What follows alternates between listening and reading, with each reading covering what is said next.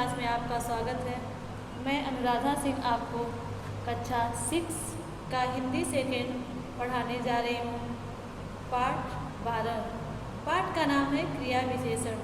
तो सबसे पहले हम क्रिया विशेषण की परिभाषा जान लेते हैं कि क्रिया विशेषण किसे कहते हैं। तो देखिए, क्रिया विशेषण की परिभाषा, जिस शब्द से क्रिया की विशेषता प्रकट होती है उसे क्रिया विशेषण कहते हैं। क्रिया विशेषण किसे कहेंगे?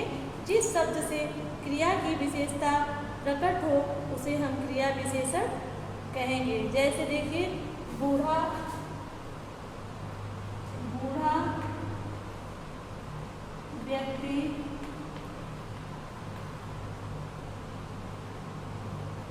धीरे धीरे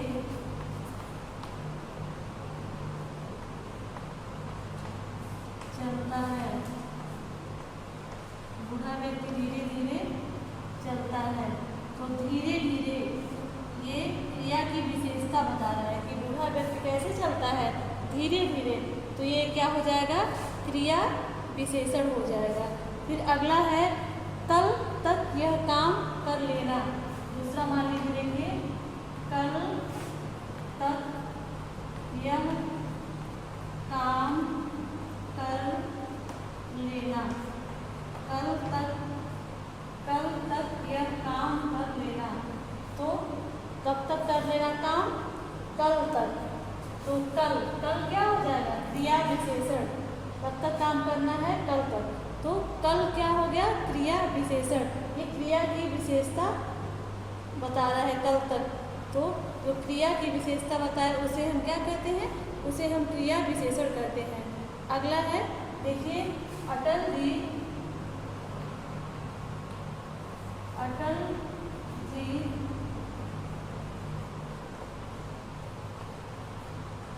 ईमानदार आदमी है।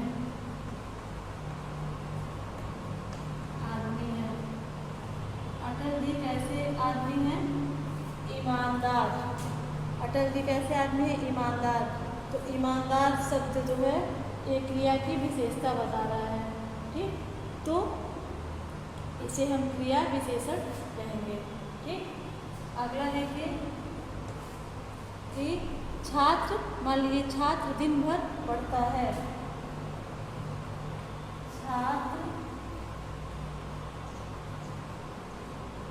छात्र दिन भर पढ़ता है। तो दिन भर कब तक पढ़ता है? दिन भर। ये क्रिया की विशेषता बता रहा है। इस प्रकार से ये क्रिया विशेषण हुआ। जैसे देखिए, इन वाक्यों में देखिए, धीरे धीरे, इन वाक्यों में धीरे धीरे, कल ईमानदार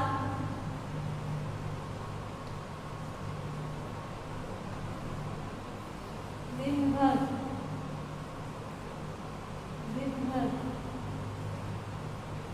ठीक है, दिन भर। ये सब क्या हो रहा है? दिन भर शब्द क्या कर रहे हैं? शब्द क्रिया की विशेषता बता रहे हैं।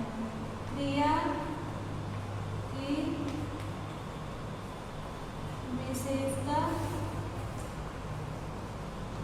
बता रहे हैं।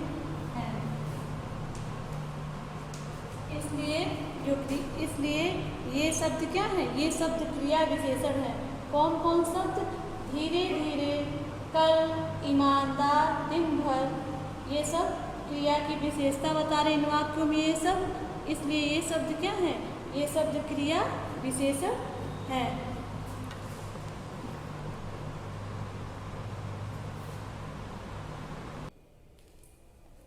क्रिया विशेषण के प्रकार अब हम पढ़ते हैं। इसके पहले हम क्रिया विशेषण की परिभाषा पढ़े थे। अब हम क्रिया विशेषण के प्रकार पढ़ते हैं। तो क्रिया विशेषण 4 प्रकार के होते हैं। कितने प्रकार के होते हैं? क्रिया विशेषण 4 प्रकार के होते हैं। क्रिया विशेषण कितने प्रकार के होते हैं? क्रिया विशेषण 4 प्रकार के होते हैं। ठीक, पहला होता है कालवाचक क्रिया विशेषण। कालवाचक क्रिया विशेषण।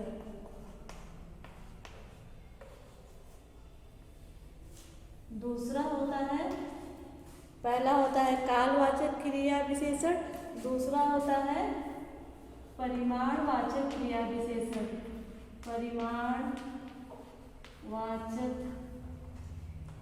परिमाणवाचक क्रिया विशेषण।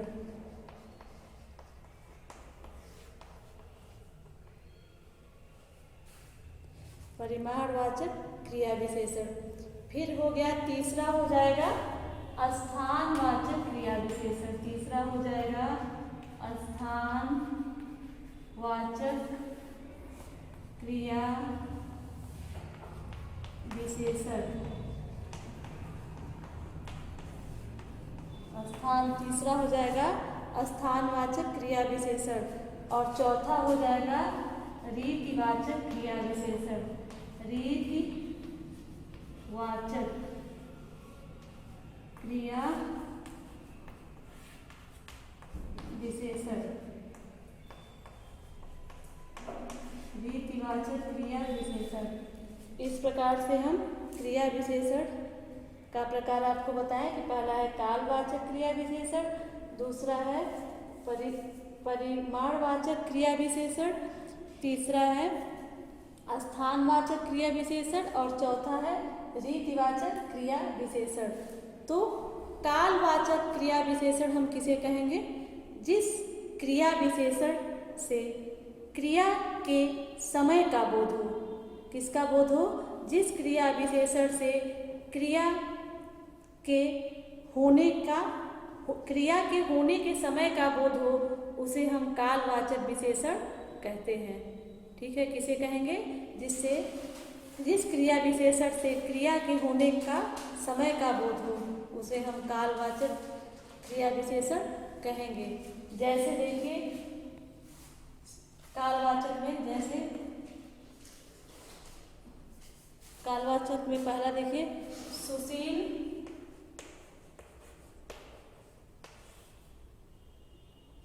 प्रतिदिन पढ़ता है। सुशील प्रतिदिन पढ़ता है। जैसे देखिए कि हम इसके पहले बताए हैं कालवाचक क्रिया विशेषण। जिस क्रिया विशेषण से क्रिया के होने के समय का बोध हो, उसे हम कालवाचक क्रिया विशेषण कहते हैं। जैसे देखिए सुशील प्रतिदिन पढ़ता है, तो प्रतिदिन, इससे समय का बोध हो रहा है कि वो प्रतिदिन पढ़ता है, इसलिए क्या हो गया? कालवाचक क्रिया विशेषण हो जाएगा। ठीक, और मान लीजिए अगला कि जाने वाला फिर कभी नहीं लौटता। तो कभी नहीं, इसमें भी समय का बोध हो रहा है, कभी नहीं लौटता, तो इसे भी हम कालवाचक क्रिया विशेषण कहेंगे। अगला है देखिए दूसरा पढ़ाया है आपको परिमाणवाचक क्रिया विशेषण। परिमाणवाचक क्रिया विशेषण। परिमाणवाचक क्रिया विशेषण। दूसरा है कि परिमाणवाचक क्रिया विशेषण किसे कहेंगे? जिस क्रिया से क्रिया के परिमाण या मात्रा का बोध हो। क्रिया के परिमाण या मात्रा का बोध हो, उसे हम परिमाणवाचक क्रिया विशेषण कहते हैं। ठीक है, जैसे मान लीजिए क्रिया विशेषण के रूप में जैसे भारी, जैसे मान लीजिए भारी, काफी, जैसे भारी हो गया, काफी हो गया, तनिक, ज्यादा, तनिक, ज़्यादा, बिल्कुल, बिल्कुल, बिल्कुल, ये सब क्या है? ये सब क्रिया के परिमाण या मात्रा का बोध करा रहे हैं।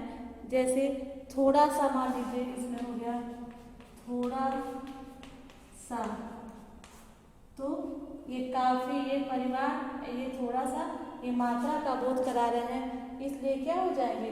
परिमाणवाचक क्रिया विशेषण। इस प्रकार से परिमाणवाचक क्रिया विशेषण भी हम आपको बता दिए। अब हम बताएंगे, अगला है स्थानवाचक क्रिया विशेषण। स्थानवाचक क्रिया विशेषण किसे कहेंगे? जिस क्रिया से किसी होने वाले कार्य के स्थान का बोध हो, जिस क्रिया से किसी होने वाले कार्य के स्थान का बोध हो, उसे हम स्थानवाचक क्रिया विशेषण कहेंगे। जैसे देखिए, बाहर, भीतर, इधर, उधर, यहाँ, वहाँ, दाएं, बाएं, ऊपर, नीचे। इस प्रकार से, जैसे मान लीजिए वह बाहर खेल रहा है, इससे स्थान, होने वाले कार्य के स्थान का बोध हो रहा है, इसलिए हम इसे स्थानवाचक क्रिया विशेषण कहेंगे। अगला है आपका रीतिवाचक क्रिया विशेषण। रीतिवाचक क्रिया विशेषण किसे कहेंगे? कि चौथा है रीतिवाचक क्रिया विशेषण, जिस क्रिया विशेषण द्वारा क्रिया के होने के ढंग का बोध हो। इसके क्रिया विशेषण द्वारा क्रिया के होने का ढंग का बोध हो, उसे हम क्या कहेंगे? रीतिवाचक क्रिया विशेषण। जैसे मान लीजिए सहसा, एकाएक, सचमुच, अचानक, मतलब अचानक वह आ गया, सहसा वो गिर गया, ठीक, वह अवश्य आएगा, संभवतः, सच, जरूर, मत, कभी नहीं, जैसे शब्द आते हैं। जैसे मान लीजिए बच्चा अचानक जाग उठा, ठीक, तो अचानक ध्यान पूर्वक पढ़ना चाहिए। तो ध्यान पूर्वक, ये क्या हो गया? रीतिवाचक, मतलब ढंग का विशेषता बता रहा है। क्रिया विशेषण ढंग या रीति, मतलब उसके ढंग का ध्यान पूर्वक पढ़ना चाहिए। तो इस प्रकार ये रीतिवाचक क्रिया विशेषण है। आपका ये अध्याय 12 क्रिया विशेषण समाप्त हुआ।